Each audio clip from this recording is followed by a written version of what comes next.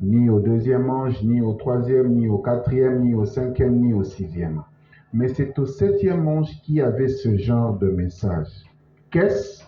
Remarquez son genre de message, c'est d'accomplir tous les mystères de Dieu qui sont écrits dans le livre. C'est-à-dire que quand lui vient et qu'on lui parle, il n'y a plus aucun mystère qui ne reste inachevé. Tout est accompli. C'est ça son genre de message à lui. Il ne faut pas venir dire qu'il était promis ceci dans la parole, ce n'est pas arrivé. En d'autres termes, en disant ça, vous dites qu'il a failli à sa mission. Parce que son genre de message, différent de Paul, Irénée, Colomba, Martin, Luther, Wesley, lui, c'est d'accomplir tous les mystères de Dieu qui sont écrits dans le livre. Oui, mais en nous, on ne connaît pas. Il va les énumérer. Le septième ange met fin à tous les mystères qui sont restés en suspens dans toutes ces organisations et dénominations. Le septième ange les réunit et met fin au mystère entier. Donc, quand déjà vous voyez quelqu'un qui peut prendre la parole et projeter cela dans le futur, vous montrant que ce mystère n'est pas accompli, que le septième sceau n'est pas ouvert, alors sachez que ce monsieur-là vous conduit à la révolte. Ce monsieur-là vous amène à douter du prophète. Et le salaire pour quiconque rébelle le peuple contre le prophète, c'est la mort. Parce que son ministère, c'est de prendre tous les mystères et de tous les révéler. Il souligne, c'est ce que dit la Bible. Donc si la Bible le dit, montez ou descendez, nous ne vous croirons plus. Il met fin au mystère du livre. Maintenant, révélons quelques-uns de ces mystères, parce que ces mystères-là vont constituer la doctrine de tous les Éphésiens 4 du temps de la fin. Parce que l'évangélisation au temps de la fin est tirée de Malachie 4. Si vous voulez, vous pouvez les inscrire. Premièrement, je prendrai ce que dit Scofield ici dans Matthieu 13. Si vous voulez en écrire certains. Si vous n'avez pas de Bible Scofield, vous pouvez peut-être lire ce que sont d'après lui certains de ces mystères. Maintenant, au verset 11, Jésus leur répondit, parce qu'il vous a été donné, entre guillemets ses disciples, parce qu'il vous a été donné de connaître les mystères du royaume des cieux, et que cela ne leur a pas été donné à ces mystères. Voici le mystère, il commence à en citer. Un mystère dans l'Écriture est une vérité qui a été préalablement cachée et qui est maintenant révélée divinement, mais à laquelle reste toujours attaché un élément surnaturel malgré la révélation. C'est ça qui fait que tu peux lire quelque chose dans la parole, toi tu trouves que c'est accompli. Ce n'est pas par ton effort, c'est le Seigneur qui te fait grâce.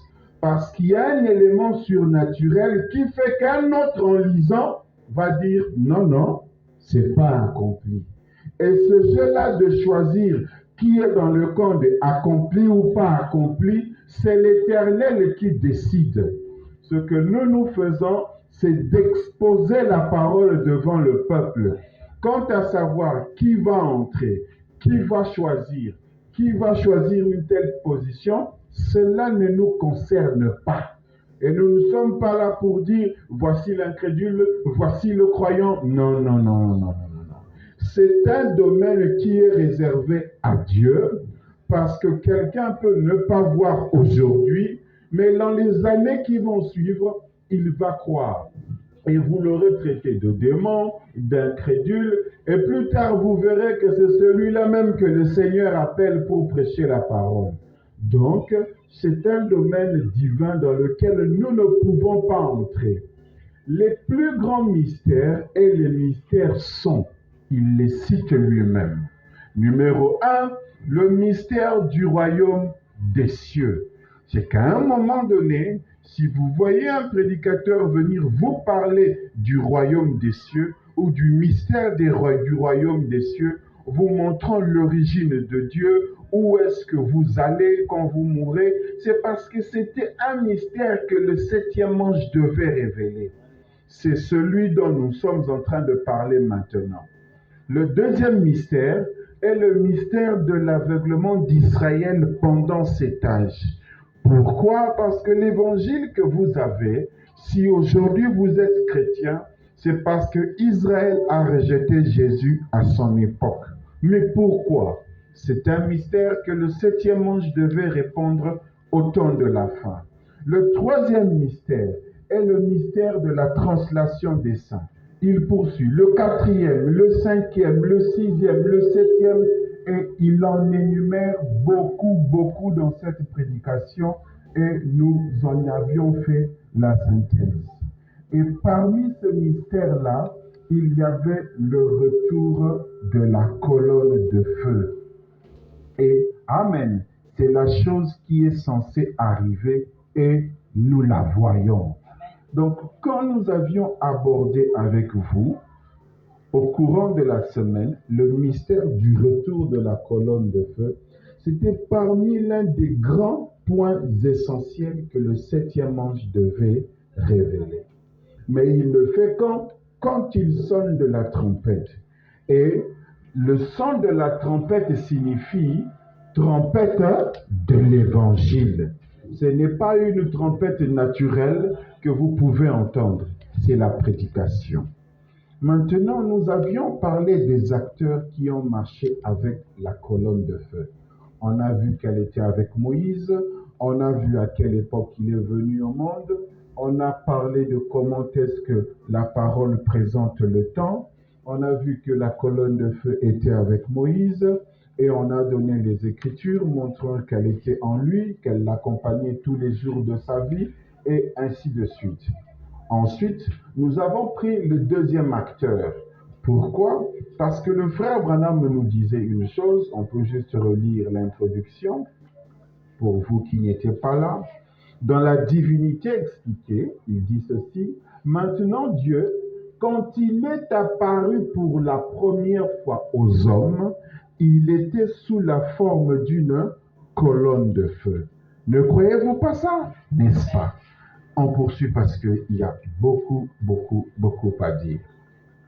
Malheureusement, on ne sera pas retourné. Et nous avions vu un autre acteur, Jésus, le fils de Marie. Quand il est venu au monde, lui aussi avait le même signe qui accompagnait Moïse. Nous avons vu que la colonne de feu suivait Jésus. Nous avons vu qu'elle demeurait en lui. Nous avons vu lorsque Jean le voit descendre sous la forme d'une colombe. Nous avons vu le prophète montrant que cette colombe-là était la colonne de feu. Et nous avons poursuivi pour vous montrer qu'elle était ici avec Moïse. Dieu apparaît pour la première fois aux hommes de cette manière. On a vu qu'elle est apparue du temps de Jésus et nous voulons voir son retour au temps de la fin. C'était justement afin d'éclaircir le mystère de Dieu dans son peuple. Et nous avons donné les Écritures qu'il fallait. Maintenant, nous voulions voir c'est qui la colonne de feu. C'est maintenant que nous allons commencer aujourd'hui. Parce que nous étions en train de voir Dieu dans son Fils. Nous avions vu le Fils, mais maintenant nous voulions voir le Père. Parce que plusieurs personnes ne savent pas qui est celui qui est sur la tête de William Branham. Nous commençons par questions et réponses sur la Genèse. Oh, j'ai un tableau magnifique dans ma pensée en ce moment. Si vous voulez faites un petit voyage avec moi. Les gens sont assis, mais il demande aux gens de voyager avec lui. Où est-ce qu'on y va? Écoutons-le. Je crois que j'ai déjà parlé de ceci, mais pour le présenter de sorte que vous le voyez à coup sûr, maintenant faisons un petit voyage. Retournons en arrière pendant un petit moment. Bon, ne pensez pas à la chaleur qu'il fait ici. Bon, nous aussi il fait chaud, mais il vous demande de ne pas penser à la chaleur. Faites ce voyage avec lui. On y va? Concentrons notre pensée sur ce dont nous allons parler et réfléchissons maintenant. Retournons en arrière 100 millions d'années avant qu'il y ait même une étoile, une lune ou quoi que ce soit dans le monde. Il nous demande de retourner loin jusqu'à ce qu'il n'y ait plus rien. Parce que tout ce que vous voyez existe. Il vous demande de faire un voyage avec lui. Peu importe comment est-ce que les humains présentent l'espace, tout ce qu'ils connaissent, mais remontant à un point où il n'y a rien. C'est ça qu'il nous demande de faire comme voyage avec lui. Effectivement, à un moment donné, il n'y avait rien du tout ici. Il n'y avait que le toujours et l'éternité. Et tout cela, le toujours et l'éternité, c'était Dieu.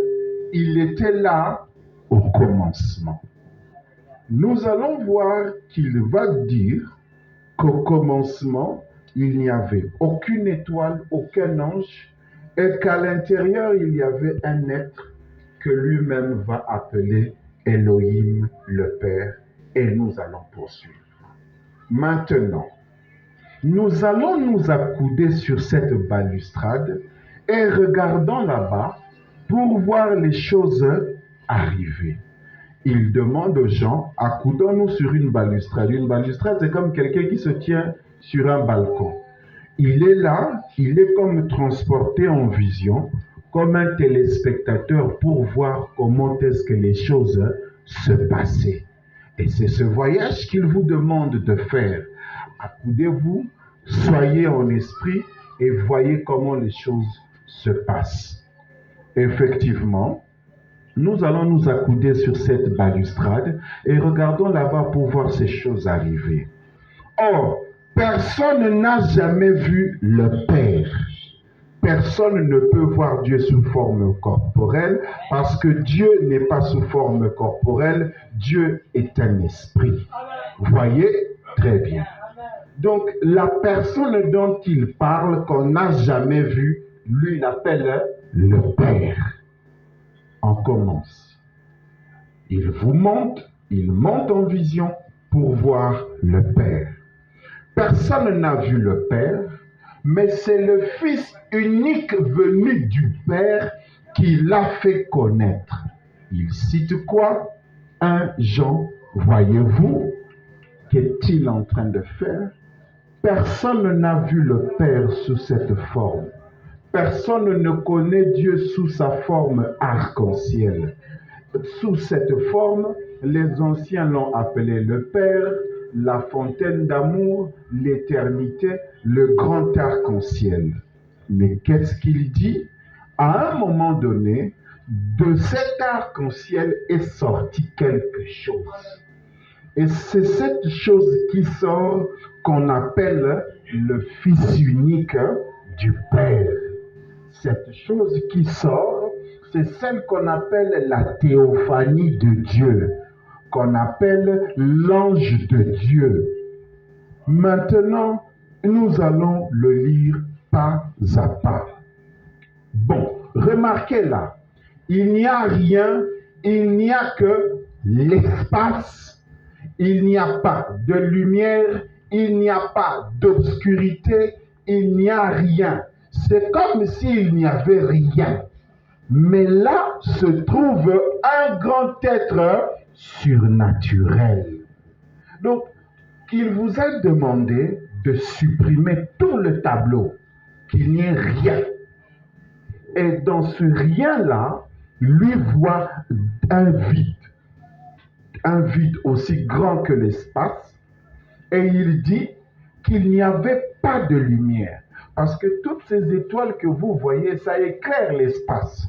Si aujourd'hui les hommes de science ont pris des photos, c'est parce qu'il y a tellement de choses qu'il a faites qui le rendent un peu vivant, ou de manière à ce qu'on peut voir quelque chose. Mais avant, il n'en était pas ainsi.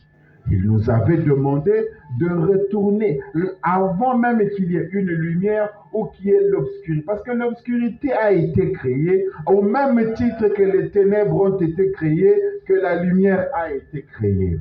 Et il dit, parce que nous, on ne peut pas se représenter qu'il n'y ait rien. Bon, s'il n'y a pas de ténèbres, s'il n'y a pas de lumière, bon, il y a quoi? Mais dans ce coin-là que vous ne connaissez pas, se trouve un être. Il n'y a rien, c'est comme s'il n'y a rien. Mais là se trouve un grand être surnaturel. Il l'appelle comment? Le Dieu Jéhovah, qui remplissait tout l'espace de tout lieu, de tout temps. Donc, quand vous voyez aujourd'hui là où se trouve la terre, autrefois c'est son corps qui était là. Il était ici. Imaginez un être qui remplit tout l'espace, tout le temps. C'est ce qu'on appelle un Dieu infini. Et on a commencé par vous introduire au Dieu de l'univers. Vous pouvez dire la Terre est grande, le Soleil est plus grand que la Terre 100 fois, ou ainsi. Mais avant que ces choses ne soient, un être remplissait tout ça. Avant que ces choses ne soient, d'un bout à l'autre, il n'y avait qu'un seul être surnaturel. Quand Jean voit cette vision-là, il écrit: au commencement était la parole, et la parole était avec Dieu, et la parole était Dieu. Jean appelle cet être-là la parole. Elle était au commencement avec Dieu, parce que toutes choses ont été faites par elle, et rien de ce qui a été fait n'a été fait sans elle. De l'existence de celui-ci, il va créer son propre corps. Lui qui remplit tout l'espace veut libérer de l'espace et il va se créer un corps qu'on appelle la théophanie ou le logos. Nous allons le lire avec le prophète.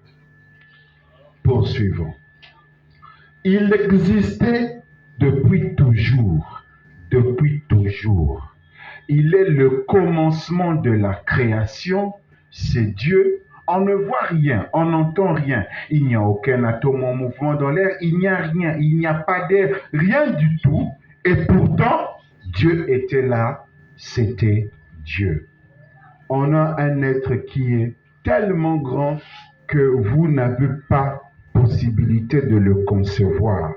Pour concevoir Dieu, il fallait qu'il se réduise en une forme afin qu'il puisse créer des choses. Parce que s'il n'avait pas réduit sa forme, il ne pouvait rien mettre parce qu'il remplissait tout. C'est ça le Dieu de l'univers que l'on vous prêchait depuis le commencement. Maintenant, observons pendant quelques minutes. C'est cette transformation dont nous voulons voir.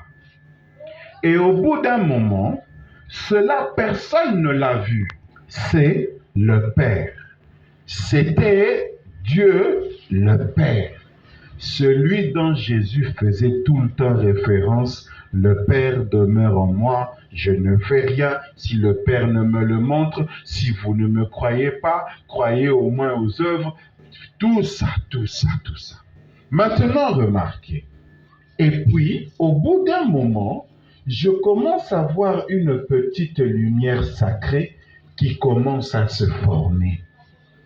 de ce vide-là où il n'y avait rien, sauf un être surnaturel à l'intérieur qui remplissait tout, William Branham dit, je commence à voir une petite lumière sacrée qui commence à se former, comme un petit halo ou quelque chose comme cela, qu'on ne peut voir qu'avec des yeux spirituels. Quand nous parlons d'un halo, c'est un peu comme si vous regardez le soleil au milieu des nuages, ça forme un peu une boule de feu. C'est ça que nous appelons un halo. Mais celui qui sort à cette époque-là n'est pas ce que nous appelons un halo. Et nous verrons le prophète le dire lui-même. On y va. Maintenant, mais regardez, maintenant, pendant que nous regardons toute l'église là, nous sommes debout, appuyés sur cette grande balustrade, nous observons ce que Dieu est en train de faire. Yazomona Binofugoza na foi. Nous allons en venir à la question que nous avons ici et vous verrez comment il introduit cela. Donc, personne n'a vu Dieu. Et ensuite, là, nous commençons à voir, grâce à des yeux qui peuvent regarder dans le surnaturel, nous voyons se former une petite lumière blanche. Qu'est-ce que c'est? Ce qui est appelé par les lecteurs de la Bible le Logos. De ce Dieu-là, qui remplit tout le temps, qui remplit toute l'éternité, va sortir une lumière sacrée que nous appelons le Logos, loin ou l'onction. Quand celui-là vient sur toi, on dit tu es loin. Quand celui-là demeure en toi, on dit tu es loin. Tu n'es pas loin de l'huile, tu es loin d'une personne. C'est la raison pour laquelle vous écoutez certains prédicateurs vous dire l'onction est une personne. Parce que c'est lui qui a oint tous les prophètes de l'Ancien Testament jusqu'à la fin de l'âge des nations. Il poursuit, c'est ce que les lecteurs de la Bible ont appelé logos, loi ou l'onction, ou ce que j'allais dire là, la partie de Dieu qui a commencé à prendre une forme, afin que les êtres humains puissent en quelque sorte se le représenter. Parce que s'il avait la forme de tout l'espace, personne ne pouvait se représenter ce qu'il était. Alors, il va se réduire pour que les êtres humains puissent concevoir ce que lui-même est. Pour que vous puissiez avoir une image de ce que lui est. Il va se réduire comme ça pour vous donner la chance, à vous qui êtes ses fils, ses filles, sa création, de comprendre ce que lui était. Il poursuit. C'était une petite lumière qui se déplaçait là. C'était la parole de Dieu. Et Jean le voit sous la forme de la parole, parce qu'il est celui qui a dit, au commencement était la parole, et la parole était avec Dieu, et la parole était Dieu. Il poursuit. Or, Dieu a donné lui-même naissance à ce Fils qui existait avant même qu'il y ait un atome dans l'air pour produire un atome. Vous voyez, Jésus a dit, « Glorifie-moi, Père, de la gloire que nous avions avant la fondation du monde. » Voyez-vous, tout là-bas. Donc, de l'existence de celui-ci, il va créer une petite lumière pour que vous puissiez le voir, le comprendre, et cette lumière est sortie de l'existence de celui-ci. Vous direz, c'est deux personnes? Non, c'est une seule personne qui se métamorphose. C'est un peu comme si vous avez la chenille qui devient le papillon. Pas deux animaux, un seul animal qui change de forme. Et dans la parole, vous écoutez ce qu'on appelle le Dieu Morphée. Un Dieu qui aujourd'hui a une forme et demain il a une autre forme. On poursuit. Question-réponse sur la jeunesse. 32. Maintenant, dans Jean 1, il a dit, au commencement était la parole. En premier, et la parole était Dieu. Et la parole a été faite chair et elle a habité parmi nous. C'est Dieu qui descend se dévoiler en devenant un être humain. Maintenant, regardez bien comment il fait ça. Alors, donc là-bas, quand ce petit halo se forme, l'halo qui se forme, c'est le Logos. C'est lui qu'on appelle le Fils de Dieu. Non pas un autre Dieu que celui qui était le Père, mais le même Père qui se réduit. Et il appelle celui-ci son Fils unique. Parce qu'au-delà de lui, il n'y a personne d'autre. On poursuit. Maintenant, cette colonne de feu est le Logos qui est sorti de Dieu.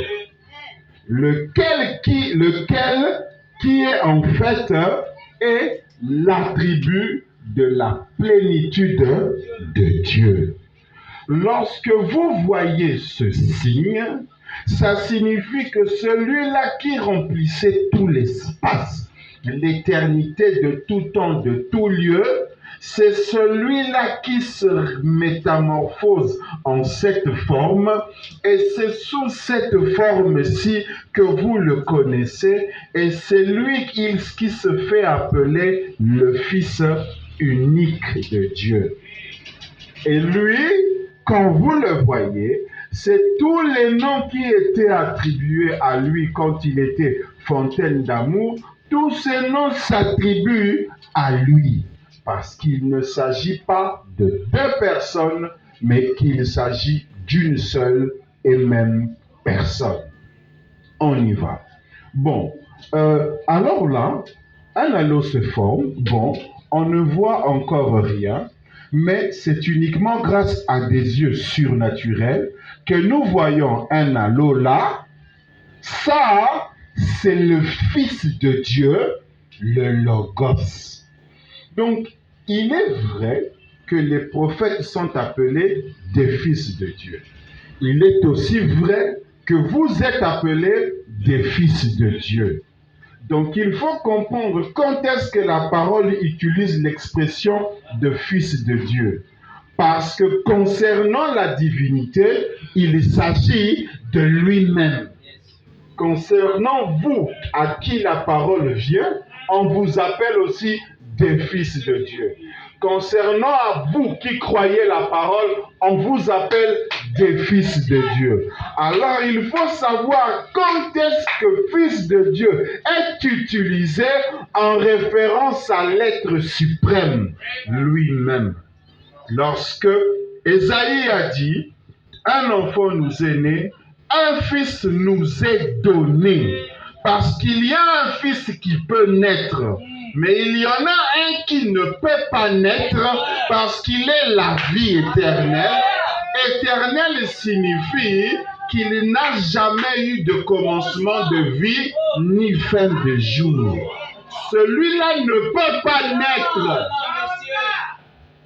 Mais il y en a un qui peut naître, c'est votre frère. Poursuivons la lecture. Il faut très bien prendre les références pour aller méditer à la maison. Questions-réponses sur les Hébreux, deuxième partie. Il y a beaucoup de questions-réponses sur les Hébreux, donc il faut toujours prendre les dates. Observez. Maintenant, il parle de l'âme, de l'esprit, car nous mettons dans la tombe même les corps des plus saints parmi nous. C'est là que nous disons à nos amis, écoutez, le plus saint parmi nous dans cet âge, c'est William Branham. Mais son corps a été mis en terre. Mais vous soutenez que les vôtres ne seront pas mis en terre.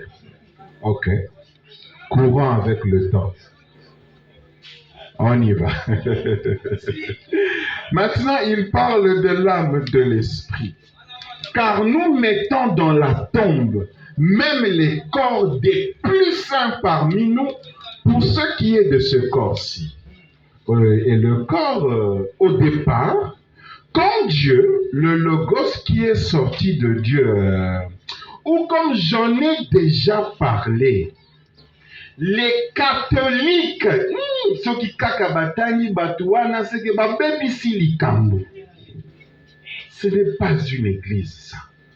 Comme j'en ai parlé, les catholiques appellent cela la filiation éternelle de Dieu. Maintenant, il faut connaître la doctrine catholique. Pourquoi elle appelle ça la filiation éternelle de Dieu? Les catholiques disent que ce Fils unique qui est sorti de Dieu, c'est l'enfant de Marie. C'est ça qu'on appelle la filiation éternelle, parce qu'à un moment donné, Dieu était dans son Fils. Mais les catholiques disent, et ce Fils, et celui-ci, c'est une même personne. Il dit, ou comme j'en ai déjà parlé, les catholiques appellent cela la filiation éternelle de Dieu. Et comme je l'ai dit auparavant, ce terme n'a même pas de sens. Voyez-vous, il ne peut pas y avoir de Fils éternel parce que tout Fils doit avoir un commencement. Donc, Jésus a eu un commencement, Dieu, lui, n'a pas eu de commencement. Alors, votre doctrine, la catholique, elle est du diable. C'est ça le problème du message. C'est que même quand nous sommes dans la lumière, les prédicateurs du message vous diront que celui-ci et celui-ci, c'est la même personne. Vous ne dites pas une nouvelle chose, parce que les catholiques avant vous ont prêché ça. Et c'est vous qui n'êtes pas sortis des âges de l'Église et vous continuez à véhiculer leur doctrine.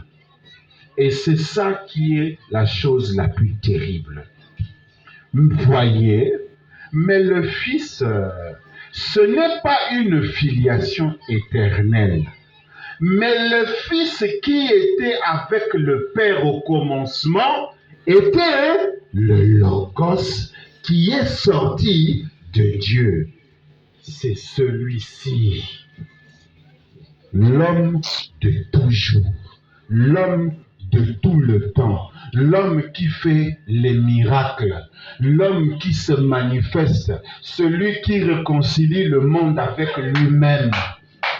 Ça a toujours été lui, celui qui a créé la lune, les étoiles et tout ce que vous êtes et tout ce que vous pouvez posséder, ça a toujours été lui. Et il dit que ce n'est pas une filiation éternelle, mais le Fils qui était avec le Père au commencement était le Logos qui est sorti de Dieu. C'est quoi? Et c'est la théophanie de Dieu qui est sortie. Dans le message, on vous prêche que lorsque vous mourrez, vous entrez dans un autre corps, un corps parole qu'on appelle la théophanie.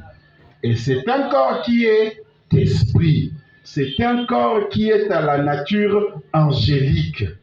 Et Dieu au commencement, lorsqu'il se transforme en Logos, il entre dans un corps céleste à la nature angélique qu'on appelle la théophanie. Et vous, ses fils qu'il a créés à son image, vous étiez des théophanies comme lui. Et c'est ça le fondement fondamental de la divinité. Et c'est ça que William Branham exprime. Ce que vous voyez ici, c'est la théophanie de Dieu. Donc vous devez comprendre combien est grand et important celui qui est venu se faire photographier avec William Branham. C'est quoi? C'était la théophanie qui est sortie, la forme humaine. Donc, ce qui est sorti, ce logos, vous le voyez enveloppé de lumière, mais en réalité, c'est un